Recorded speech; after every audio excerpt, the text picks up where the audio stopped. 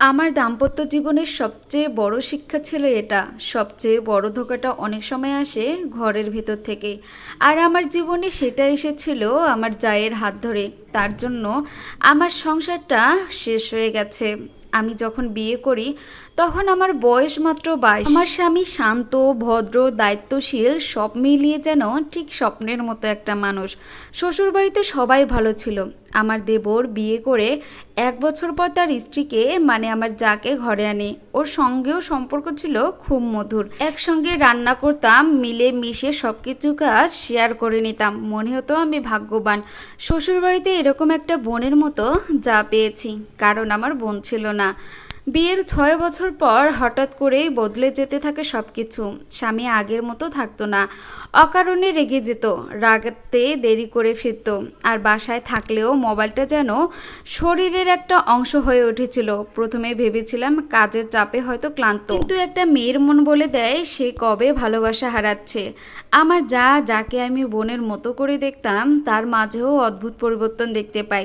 রান্নাঘরে একসঙ্গে কাজ করতে চায় না, আমার চোখে চোখ রাখতে চায় না, এমনকি ছোটোখাটো বিষয়ে অকারণে রাগ দেখাতো। তখনও আমি কিছু বুঝতে পারিনি, বরং নিজেকেই দোষ দিতাম, ভাবতাম হয়তো আমি কোথাও ভুল করতেছি। দিন হঠাৎ দুপুরে বাসায় ফিরে এলাম, সন্তান স্কুলে, শ্বশুর শাশুড়ি বাইরে।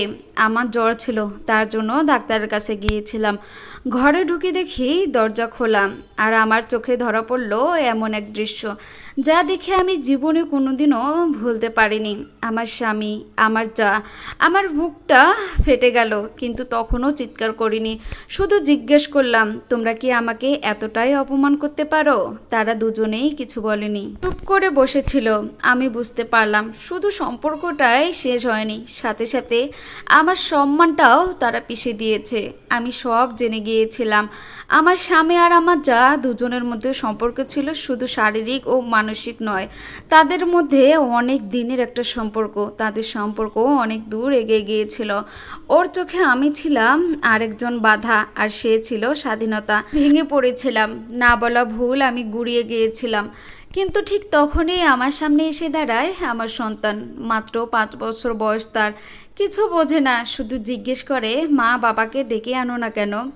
আমার স্কুলে তো অন্য বাবারা আসে, আমার বাবা কেন আসে না? আমি জানি আমি চাইলেই চলে যেতে পারি, নিজেকে সামলে নিতে পারি, কিন্তু সে তো পারেনি বুঝে উঠতে কেন তার পরিবারটা হঠাৎ করে ছিন্ন বিচ্ছিন্ন হয়ে গেল। তাই আমি ভেবেছিলাম শেষ একটা চেষ্টা করে দেখব, শুধু সন্তানের জন্য। যদিও ফিরে আসে, যদিও বুঝতে পারে যে একটা মেয়ে ভুল করতে পারে, কিন্তু একটা মা শুধু সন্তানকে নিয়েই ভাবে। আমি ওকে ডেকেছিলাম একদিন রাতে খাওয়ার পর, যখন বাচ্চাটা ঘুমিয়ে পড়েছে। বলেছিলাম, তুমি চাইলে আমি ক্ষমা করতে রাজি, অন্তত ছেলের জন্য তুমি ফিরে এসো।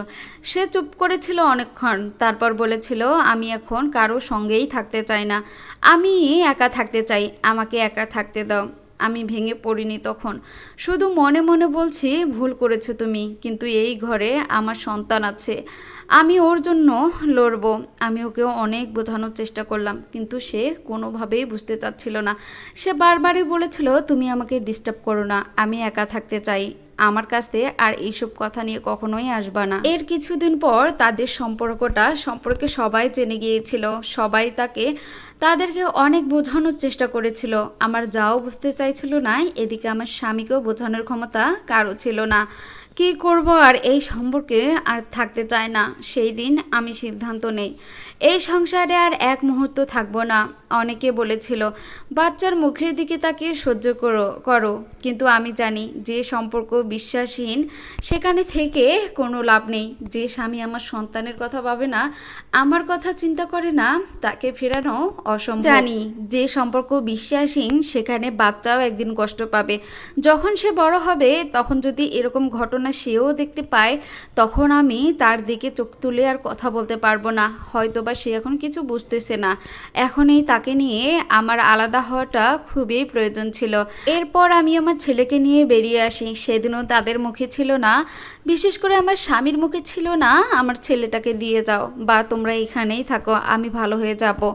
সেদিন আর পিছনে ফিরে না তাকিয়ে চলে এসেছিলাম। ভাড়া বাসায়, একা জীবন, চাকরির জন্য অনেক লড়াই করে একটা ছোটোখাটো চাকরি পেয়েছিলাম, সেখান থেকে ধীরে ধীরে আজ একটা বড় কোম্পানিতে চাকরি করি, ভালো স্যালারি পাই।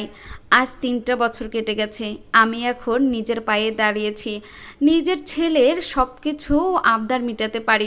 হয়তো বা বাবার আদরটা তাকে দিতে পারবো না, কিন্তু বাকি সবগুলো আমি তাকে মেনটেন করি, কোনো কিছুরই অভাব তাকে বুঝতে দেই না। আজকে 3টা বছর কেটে গেছে, এখন আমি নিজের পায়ে দাঁড়িয়ে। শুরুতে কষ্ট ছিল, চোখের পানি ছিল প্রতিদিনের সাথে, কিন্তু এখন আমি জানি আমি ভেঙে পড়িনি, আমি ভাঙা অংশগুলো দিয়ে নতুন আমি তৈরি করেছি। আর সবচেয়ে বড় কথা, আমি এখন নিজেকে সম্মান করি।